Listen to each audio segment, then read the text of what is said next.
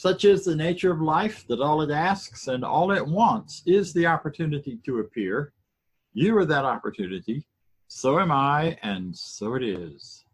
I welcome you to our wonderful time together this morning as we come to celebrate the path made clear. We'll talk about that a lot more lately over the morning. However, right now, I just want to let you know who we are. We are a Center for Spiritual Living Midtown. We are located in Midtown. Right now, we are located all over the internet. Our reach is far and wide, and we're very grateful for that. We are a place that celebrates you for who you are. We don't need anyone to jump through any particular hoops or to think a certain way, believe a certain way, agree a certain way. What we need, what we require, what we want is for you to show up so we can celebrate who you are. Whatever background you come from, whatever your identifiers are, whatever your pronouns are, however you think of yourself in the world, in your space, that we see you, we recognize you, and we honor you because we know who you are. We know you're an expression of the divine, an expression of the infinite oneness. How could we do anything less than celebrate who you are? So in this place, we step above and beyond our apparent differences, and we move into that space of honoring, of celebrating, and of truly loving one another without knowing a lot about our personalities necessarily, or knowing a lot about our individual choices and such. Again, because we recognize the truth of each one of us. That is, we are the divine showing up in a particular way, having an opportunity to express who we are according to our own choices and guidance and sense of ourselves in doing that. So today we join and then we begin this celebration with that idea in mind. So I welcome you. I thank you. If you would join me in our affirmation or declaration of principle, that is. This says a little more about who we are because this is what we believe. It's based on the work of our founder, Dr. Ernest Holmes. And I will read it aloud. I invite you to read along on your screen or to simply listen and take these words in and decide, is this what I believe or not? I believe in one God, one absolute power and first cause to all things. I believe that this power is perfect love, and it creates out of a desire to express love. I believe all thought is creative, and how I choose to think creates my personal experience. I believe in the unity of all life and the immortality of the individual soul forever unfolding. I believe in the eternal goodness, the eternal loving kindness, and the eternal givingness of God to all. And so it is. At this time, we ask one of our members, who is also a licensed practitioner, for those who are not aware, a practitioner is someone who is well-trained in this teaching. They have taken many classes, they have studied it, they've applied it in their lives in order to create a much greater and richer life for themselves, and they have learned how to use it for other people. One of the wonderful things about knowing the truth about life and about someone is that it knows no boundaries. So a practitioner knowing the truth about you, recognizing your goodness, your power, impacts your life as you receive and accept that. So today our birthday girl is going to be sharing with us. We're happy birthday to you. And right now we'll hear from Judy Ailey, one of our lead practitioners. Judy? Thank you, Bob. Good morning and welcome everybody. As we continue our May theme, listen to your heart. And as Bob said, today's topic is the path made clear.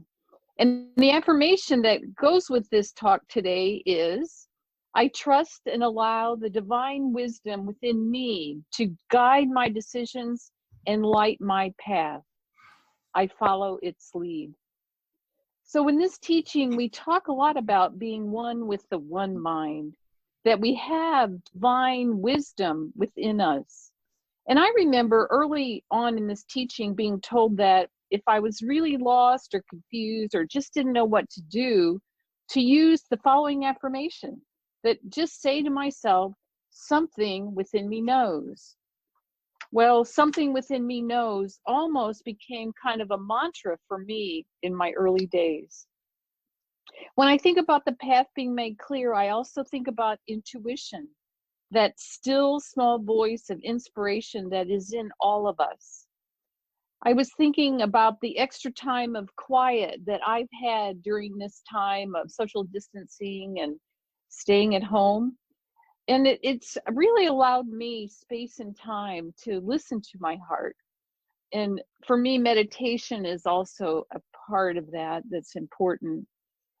That through meditation, I can listen and tune into what my particular path is. It seems like there are sometimes a lot of voices in there, and it takes time and practice to learn to really tell, where is our heart leading us? What is the path? Is there just one path? Is it just one choice? Or is it happening all the time? The divine presence within us is that still small voice that we learn to recognize and listen to. In my experience with tuning into that small voice is that sometimes it's very quiet and it's a subtle urging, and it takes some time for it to be heard, and it may require just some time of sitting quietly and paying attention. And again, sometimes we may think it's not so clear, but if we can just trust that something within me knows, and that something is the divine spark that is the center of all of our beings. It is the thing that connects us all together in oneness and wholeness. The other thing that comes to mind during this unusual time that we're all in here is that the path being made clear as the collective path forward.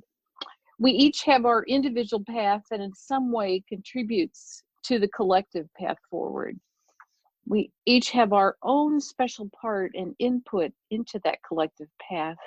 I believe that when we move forward from a place of love and peace and divine inspiration, and as we know our connection with each other, I believe that the collective path that we are all on will be made clear, and that something within each of us knows what that next step will be. I want to leave you this part of it with a quote from Ernest Holmes. Ernest says, "If daily we are realizing more of truth and applying it in our actions, then we are on the right path, and eventually we shall be made free." All right. Well, thank you for allowing me a moment to share my thoughts about this topic.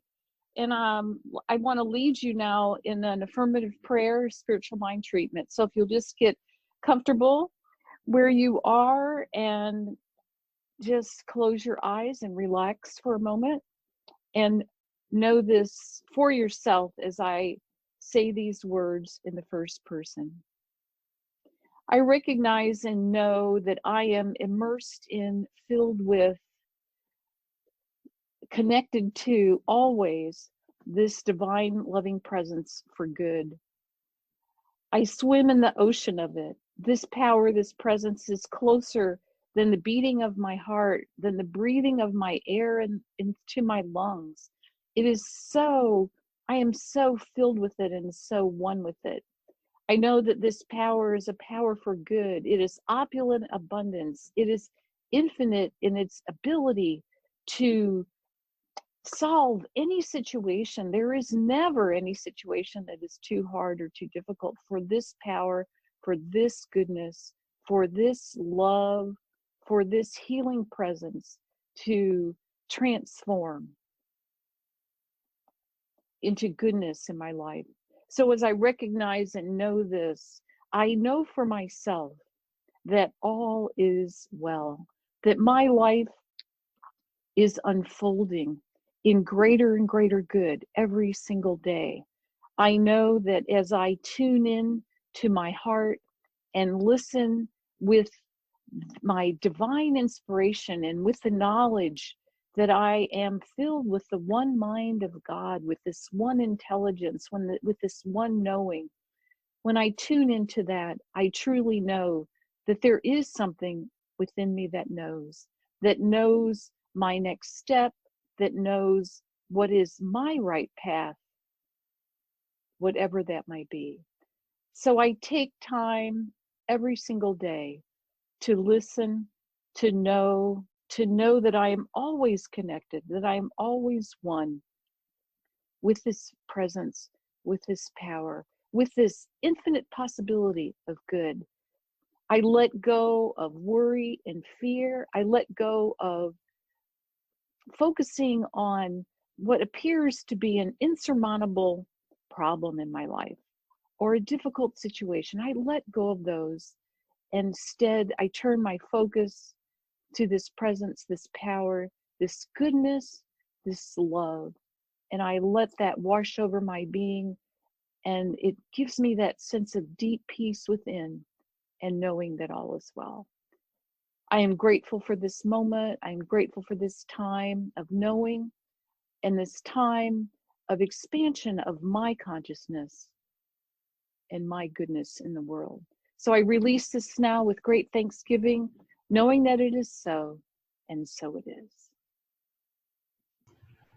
All right. Thank you. Thank you, Judy. And happy birthday again. And thank you, Jamie Lula. One of the real joys of Jamie Lula's performing is watching him, because he does not perform passively or quietly.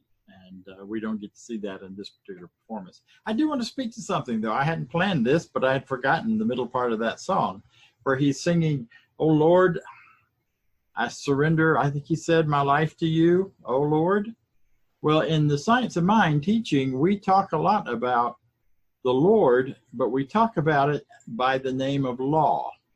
That spiritual law by another name is considered Lord. So when we talk about surrendering to something, we're surrendering not to some being outside of ourselves or beyond ourselves, but the very presence of spiritual law and the way it works and spiritual life within us. So my surrender to my call is never a surrender to someone else's call or something else's call. It is a surrender to the call within me. And we don't like that word surrender too much in this teaching either, although I think it's powerful and fabulous, because Troward and some others talk about you cannot use the law of life and the law the way it works unless you surrender to how it works. Try to use your computer without surrendering to the way it works. You can't do it. I know my mother tried for many years, and I try sometimes when I forget, and I get irritated, and I roll out, everybody used to have rubber hammers that we could beat our computers with. I don't have one of those anymore because most of the time the computer and I get along pretty good. But it's a good thing to be able to recognize that surrender is just so much a part of life. I mean, we surrender, we walk by falling forward. We surrender by letting go of any attempt to make things be other than the way they are and what they are. Now, yes, conditions we can change.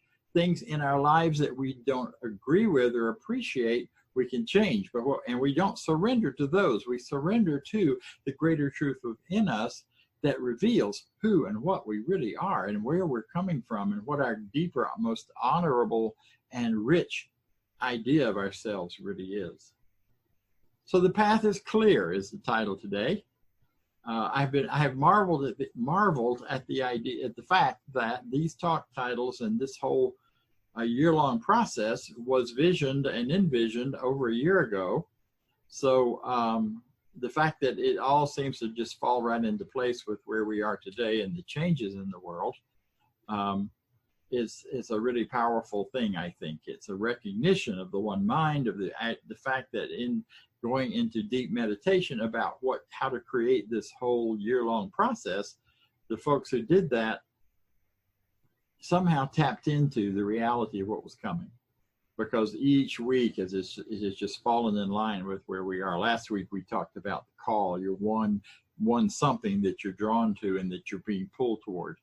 And today we're going to talk more about how that plays out on a day-to-day basis as we look to the clear path for where we're going. The path is clear. Well, I don't know about you, but my path isn't always so clear. when I read all the conflicting ideas about what I should and shouldn't be doing right now in the world to be safe, it's not real clear. When I try to sort that out and get some expert out there to tell me and to clarify things, it only lasts as long as I'm looking at and listening to that expert, because as soon as I change my setting on the internet or look to another face or another person or another expert, all of a sudden it's a different story. And then all of a sudden it's unclear, which, you know, is frustrating, and yet it's a great gift. Because now, as much, and just like always, but in a way that we perhaps have not been pushed to do or experience, we really have the opportunity to listen to the truth within us, to ask for the clarity not out there, but in here, and then follow the path. It's very interesting in the great fables and stories of the Knights of the Round Table and King Arthur and all of that. The knights, when they were sent out on their sacred quest to find the Holy Grail, the Grail literally was a list of names or a chalice. There are two different versions that had the faces of the disciples carved on it or printed on it. The other was that it was a list of names of the lineage of Jesus. So who knows for sure?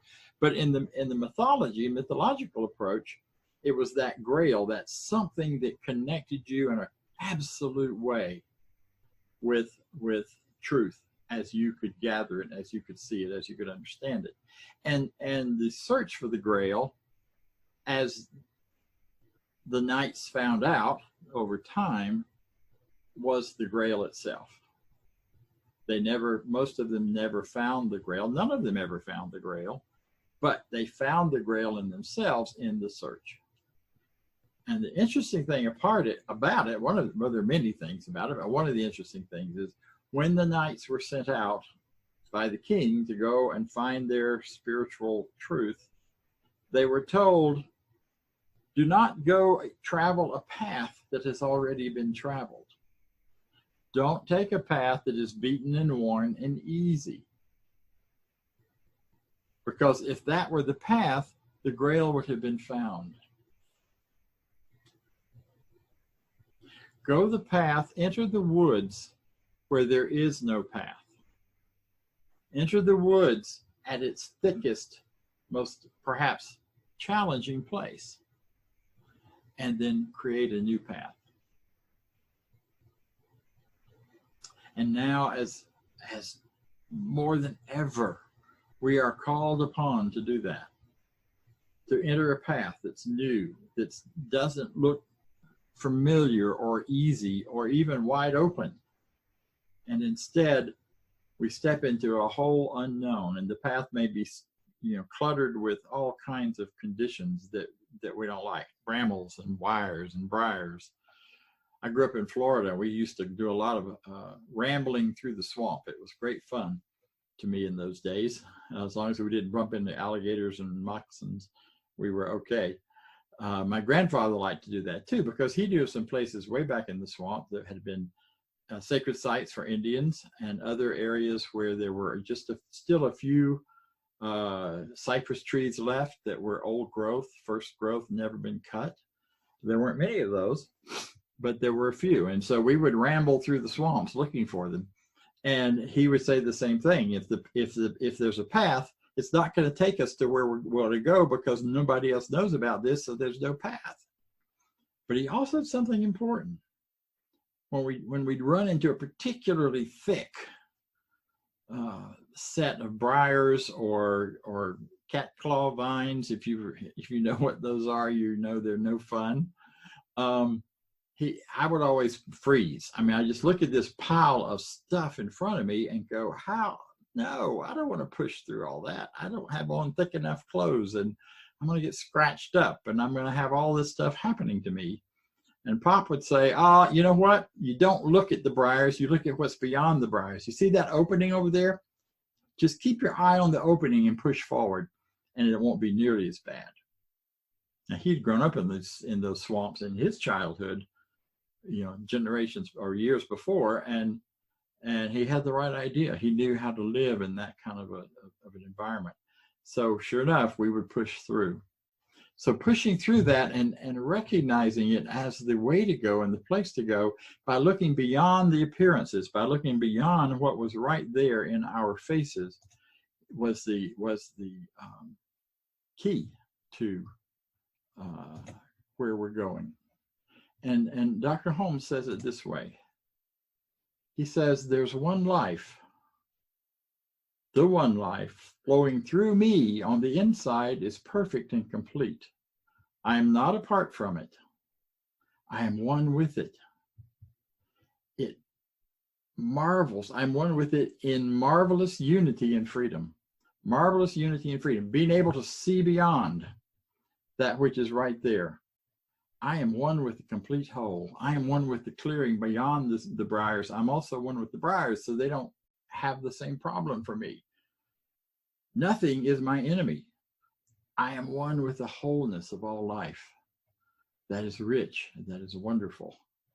And I invite you to take that in and think about it for a few moments. There's a power within you that knows. I loved it. Judy used one of my favorite quotes in saying, there is something in me that knows. If I don't know, if I'm lost, if I'm not sure, that affirmation tags a deeper truth and awakens often that which does know within me and reveals it to me.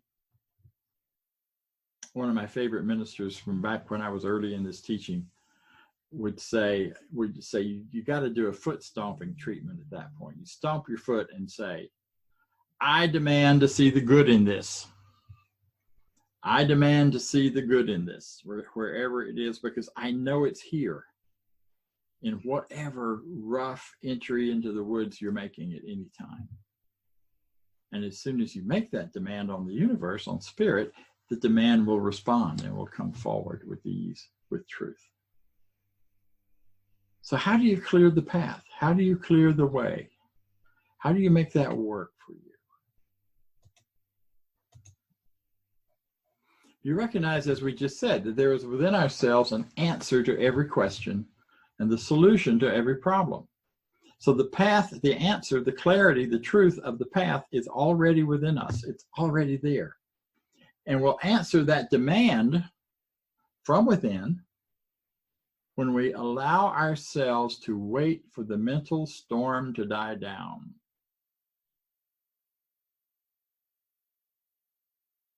I am not often willing quickly enough to do that. I want an answer now. This is upsetting me. I'm frustrated. And why can't I get it straightened out right now? And so often we dive into trying to fix things by changing conditions, by juggling things around on the outside. It's like trying to lose weight by getting a new mirror, or trying to look better by polishing the mirror. We're trying to do the things on the outside quite often without stopping and giving ourselves time to quiet within so that the clarity can come forward. Be still and know. It's the secret of guidance. I love that. Be still and know. It's the secret of guidance. That is, as it is of every problem of life. There's never something to do. There's never something to fix. There's always something to know when we're faced with any kind of entry into the woods.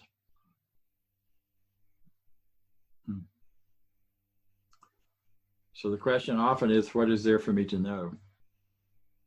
And then listening, not for someone else to tell you, but for your own inner truth and wisdom.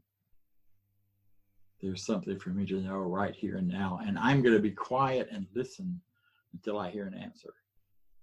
And the little chatter in my brain goes, but, and off we go. And I'm going, no, quiet, settle down. Some of that's just our ego training, our mind training, that we are supposed to always have answers, or we're supposed to be able to figure things out no matter what. Did you ever feel like that? That you had to come up with an answer whether you knew what it was or not. So you just took an answer and went for it, and then realized maybe even years later that you didn't really know why you even started that process.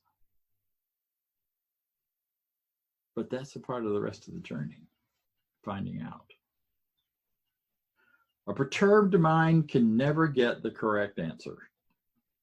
A stilled mind always can. And when we talk about mind in that respect, we're talking about not just the mental chatterbox mind, but we're talking about mind in the larger sense. It includes our emotions, our feelings, all of the infinite mind. So we still ourselves, and in stilling ourselves, be quieting our inner selves, being quiet and listening, we can feel things around us go quiet as well.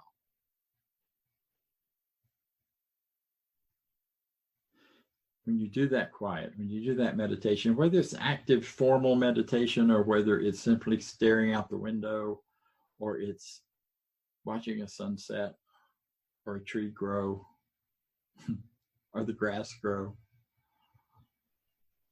it quiets everything. And you start hearing and feeling and knowing things you may not have even noticed before. We are processing so much input from our world around us. Our brains are going a lot faster than they have in the past because of that. But we also filter out more than we take in. You've seen those videos where the person walks across the stage in the middle of a basketball game. You don't even see that person walking across the stage until they back up, slow it down, and show it to you.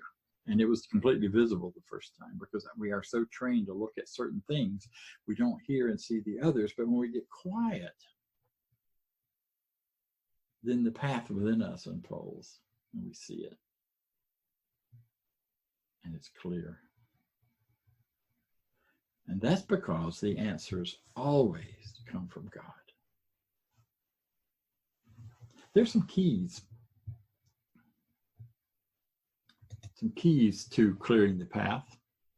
Being still, being quiet is one of them. We call that meditation. We call it by lots of names. Another is the golden key. The golden key is fascinating. It's a little of what my granddad taught me before, well, actually he knew of these teachings and of Emmett Fox, who wrote about the golden key. And the golden key is, don't think about the problem, think about the solution. Think about the solution as God. Don't think about the problem, think about God. And he wrote a little pamphlet by that. It became a core part of his teaching. Now, that doesn't mean we pretend the problem isn't there. And it doesn't mean that we act as if everything's okay when it's not. And we're kind of like whistling in the dark at that point, hoping things will be okay, but we don't know for sure because we don't trust it. What he's talking about is, instead of spending a lot of time focused on the problem, whatever that problem might be, whatever those brambles might be, whatever those cat claw vines might be, rather than focusing on that and spending a lot of time trying to untangle them or figure out where they're tangled or where they came from or how they grew there or why they did this, focus on God. Focus on that power of spirit within you, not some kind of God out there, because that's not what we're talking about. We're talking about the God that is the power of truth, light and life within you. It's easier to say, rather than focus on God, focus on life. Focus on truth. Focus on spirit. I know a lot of folks who come into this teaching have a problem with the G word. I did. I was very grateful that my teacher in the early days didn't talk too much about God. He talked about infinite intelligence. There's an infinite intelligence in charge of the universe. He loved to say that with his fake New England accent, or not, that part wasn't fake, but the British accent he would always pull out when he said infinite intelligence. It was always funny to me. I loved that phrase because it's an infinite truth within everything. Infinite intelligence can't be separate from its creation. It is the stuff of its creation. So instead of focusing on and getting a lot of time spent on how to fix things or figure things out, focus on that infinite intelligence within you. Listen for it. Court it. Courting Courting the Spirit is one of those phrases we use. Courting the infinite intelligence within us. Not because we have to court it to get it come be in us. We don't need to do that. It's already here and always will be. What we're courting is our awareness of it. Our ability to hear it and see it and feel it and know it. Because as soon as we do, the path becomes clear. Very clear. Another powerful tool for clearing the path are affirmations. And particularly affirmations you can find some belief in. There's something in me that knows. I may not understand it, but there is always love being expressed. The purpose of life is to live and to expand. Whatever affirmations, I am prosperous. If you've taken prosperity classes before here, you know that one of the things we do is we sing that. I am prosperous. I am prosperous. Yes, I am. I know it's silly and it feels silly. But when you're doing that over and over and over, every time you're sitting still or being quiet during the process of the class, you start to believe it and feel it. And once you believe it and know it, the path opens up in accordance with that. It's a beautiful thing. Which leads me to the idea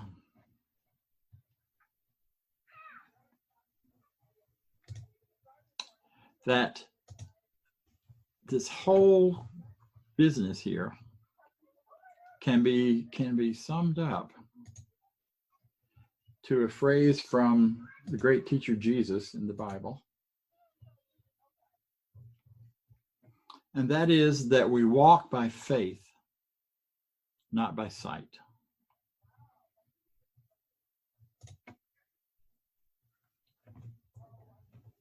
Jesus said it, and what he was talking about was walk according to the faith, the belief, the truth that you know in your own heart, not the outside conditions that are telling you all kinds of things.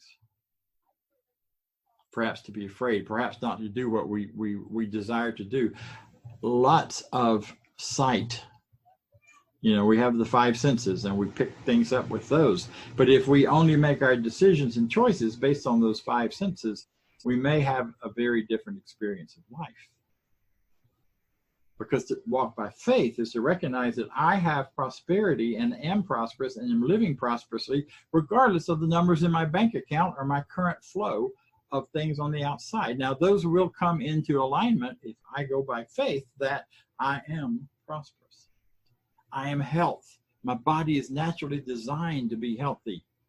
And when I know that, and I trust it, and I abide by it, that has a greater power and a greater opportunity to bring my body into alignment with it than all of the attempts to make my body behave a certain way or show up a certain way. And yeah, we need to drink lots of water and we need to get lots of sleep and we need to do all those things that we need to do to take care of ourselves, but not out of fear, out of faith in who we are.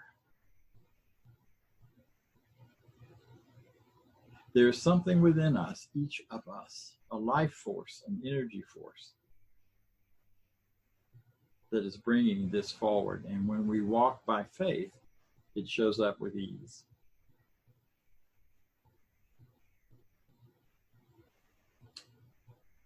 And literally, if you walk at all, you're walking by faith. You put your foot out and have the faith that it'll catch you before you fall on your face.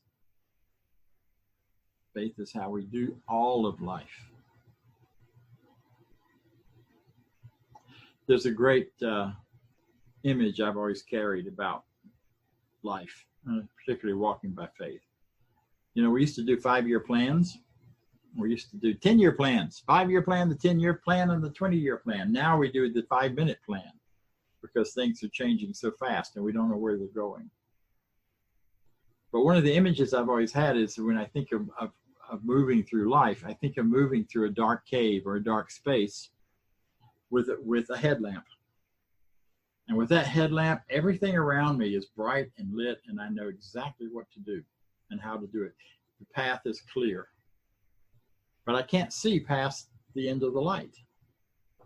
So I choose to take another step. And if I step forward, voila, the next stretch of the path becomes visible and clear. And when I take the next step of the path becomes clear. And slowly and slowly. I don't know that we ever get the far sight, although they make some flashlights nowadays that can really shine a long ways. But and our sight will be as far or as short as we allow it to be. But at the same time, often we just don't know that far ahead. And sometimes in my life, I've been grateful I didn't, because I might have lived in fear rather than faith and not walked through whatever that part of the woods was that I came through with ease and grace.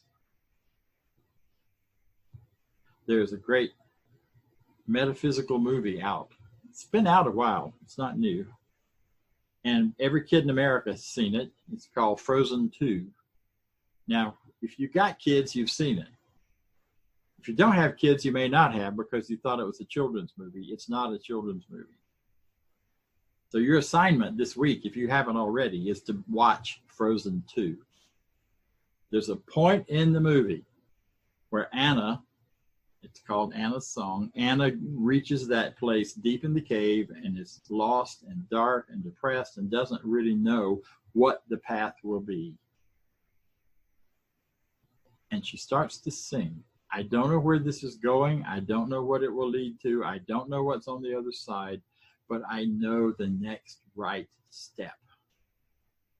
And she takes the next right step and the next right step. And it's a powerful, powerful point in that movie. And it's a powerful point in our lives when we trust ourselves enough to know that my faith tells me I will take the next right step, and what that step is. You know, because if it's not the best step or the right step, we can correct it on the next step, or we can take a step back and regroup and listen until we know what the next right step is. The path is made clear because we make it clear. The Spirit of life and God within us makes it clear. And it's beautiful and it's wonderful. This is Memorial Day. Well, it's actually not Memorial Day, it's Memorial Day weekend, declared so by the state. For many years, it was the 30th of May. It still probably is. And for those of us in Georgia, there's a Confederate Memorial Day at another time of the month. I think the state still honors that. There are all kinds of Memorial Days. They used to be all over the calendar. You know, the first Memorial Day was in 431 BC. So this is not a new thing, that we honor those who've fallen in war. Now, this is where how we teach and what we do becomes so important. Because we have to look beyond the brambles. We have to look beyond what's your political opinion about war? What's your political opinion about a particular war, or a particular group that's caused the war, or who's to blame, or any of that stuff. And on Memorial Day weekend, we look at the hearts of the people who have given their lives for something, whether we believe in it or not, they believed into enough to go that far out, put themselves on the line. And it may have not been because they believed in the cause of the war. They may have believed in their buddies. They may have just believed in life, and they were trying to live it to the best of their knowledge. But whatever that is, this is a time to really honor those. My heart breaks this weekend. I think about all the young people who die in wars. I think about everyone that dies, but the young people somehow ring heavier in my heart and mind. And I bless them, and I thank them, and I honor them. Not because of the choice they made, but because the choice they made to follow their hearts and go as far as they could in this life. And trust and know that nothing ends here. They move right on to whatever's next for them. And I honor each of you. I honor each of you because you have things you believe in enough to live. Whether you ever die for them or not, you live for them. And when you do that, you're dying to other things. So the path is clear because it's your path. The path is clear because it's the path that you choose. I will not now or ever, except in a really bad day, denounce or deny anyone else's path if they believe in it enough to put their lives behind it. And every choice about how we use our time is putting our lives behind it. And I'll leave you with my favorite quote ever.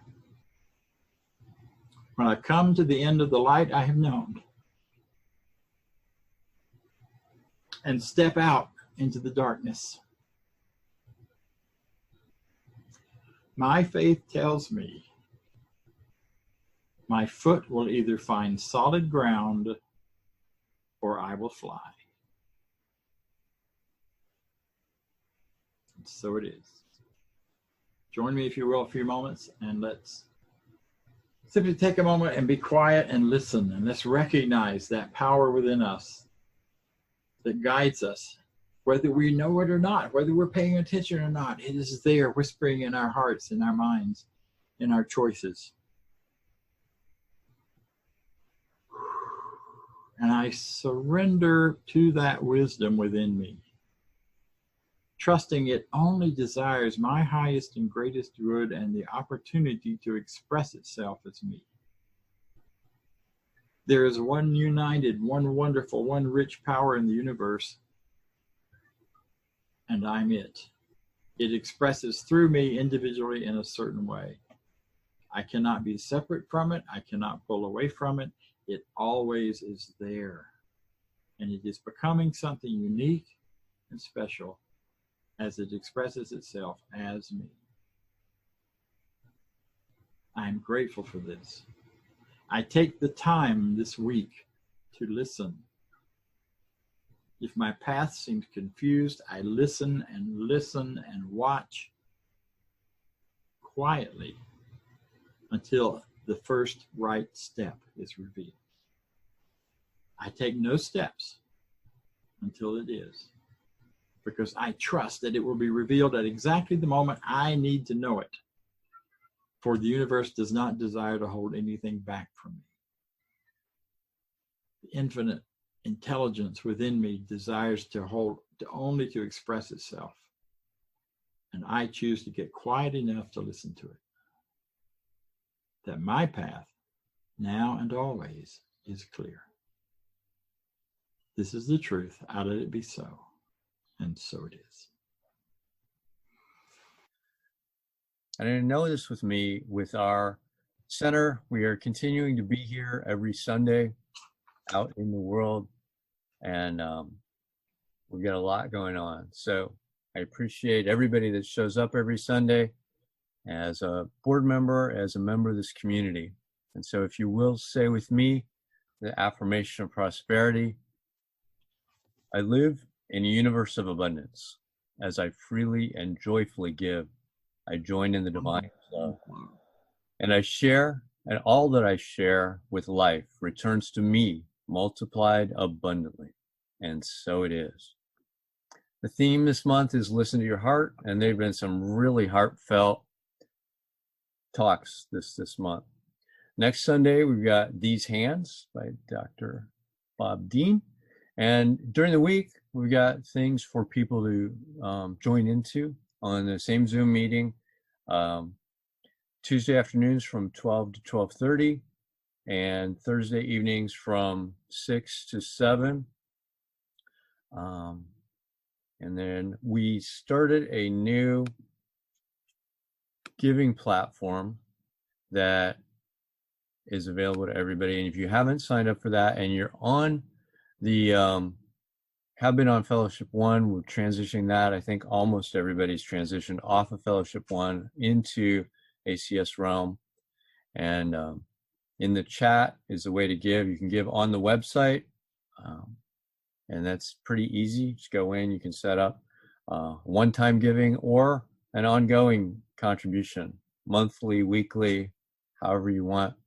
And if your prosperity consciousness is there, that tithing 10%, I make adjustments to my ongoing contribution on a basis as I get paid. I've got a flat level, and then I bump it up when I get extra pay.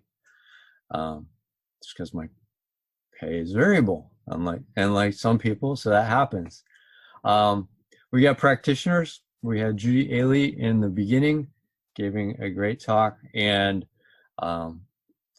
if they're here for you, if you've got anything going on, health-wise, emotional-wise, financial-wise, that you want some additional help with, they are here. And they work, and it works, and we know it works. So take advantage of them.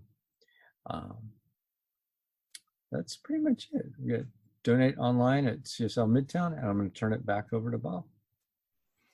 Thank you, Vance. Thank you all for making this possible. You are the reason we can do this and the reason why we do this. You support us and make it possible. I do want to invite you, however, to support us in another way, and that is to join our CSL, Center for Spiritual Living Midtown website on Facebook. If you're a Facebook user, it's a great site. It's a place where we announce these programs. It's also a place from which this Sunday talk is broadcast. And so if you sign on to that site, then you can also then share these ideas and teachings. And we would love to get this out to as far and wide as we can, because I think the world right now needs these messages and needs this idea and this feeling and this opportunity to just sit back and enjoy life a little bit for a few minutes and know a better idea.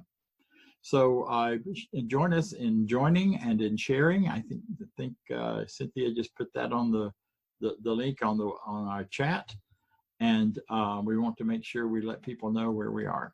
I will give you just a quick report. We did some number crunching this week. Discovered that we have 25 to 30 people most weeks. Now today it looks like we have 18, but not every computer has just one person. That's just one computer. So we have 18 computers on here and cell phones. We also then during the week reach another, during the call, there are usually 7 to 10 people watching us on Facebook. And then those get shared out beyond that. And I'm not certain how many we have in that. We've been looking at that. The other good news is on our podcast. If you're looking at the podcast, last week we had 173 people that watched the podcast, or that downloaded it, or took some part in looking at it, or listened to it. Yeah, you can't watch the podcast. Thank you, Vance. So I'm excited that we are touching the lives of hundreds of people, not, along with those of you who are here in person. So thank you for making that possible, and thank you for continuing to make that possible. It's a rich and wonderful thing. So here's our closing. You know it, and if you don't know it, it's up here on the screen. I still read it because I need to read it. So here it is. I leave this place now knowing something better than I knew before. I go forth into the world with a heart full of love and a mind full of good sense. I look at the world in a greater way, knowing that I have within me everything I need to create the life I desire. I give thanks for this understanding, and I am grateful for the spirit of life that lives through me. And so it is. And I would add everything I need in spite of everything going on around me. And so it is. Thank you.